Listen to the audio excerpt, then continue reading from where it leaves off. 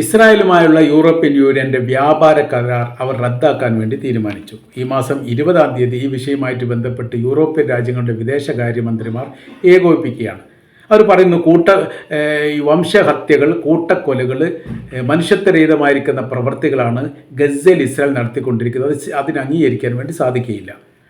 Community kitchen പോലും അടച്ചു പൂട്ടിയിരിക്കുന്നു എന്ന് പറയുന്ന സമയത്ത് അവിടെ നിൽക്കുന്ന സാധാരണക്കാർക്ക് ഭക്ഷണം നൽകുന്നത് ഇസ്രായേൽ തടഞ്ഞു എന്നതാണ് സാരം.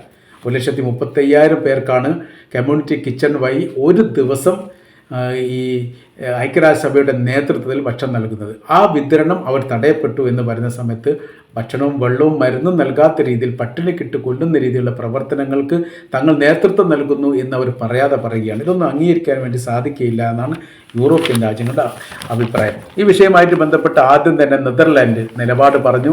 ഒരിക്കലും ഈ ഒരു പ്രവർത്തനങ്ങൾ, ഇസ്രായേൽ ചെയ്യുന്ന ഈ ക്രൂരമായിരിക്കുന്ന പ്രവർത്തനം അംഗീകരിക്കാൻ വേണ്ടി സാധിക്കുകയില്ല. അതിന് പിന്നാലെ ഡച്ച് നിലപാട് പറഞ്ഞു, ബൊൾവേനിയ പറഞ്ഞു, സ്പാനിഷ് പറഞ്ഞു. ഇവരൊക്കെ പറയുന്നതും ഈ അഭിപ്രായങ്ങളും ഈ ഏകോപനത്തോടു കൂടി ഒന്ന് തന്നെയാണ്. നമ്മൾ അവരെ ബഹിഷ്കരിക്കണം, അവരുമായിട്ടുള്ള കരാറുകൾ റദ്ദാക്കണം. ഈ തരത്തിൽ അവർക്ക് പിന്തുണ നൽകുന്നത് വലിയ രീതിയിലെ പ്രയാസമാണ്.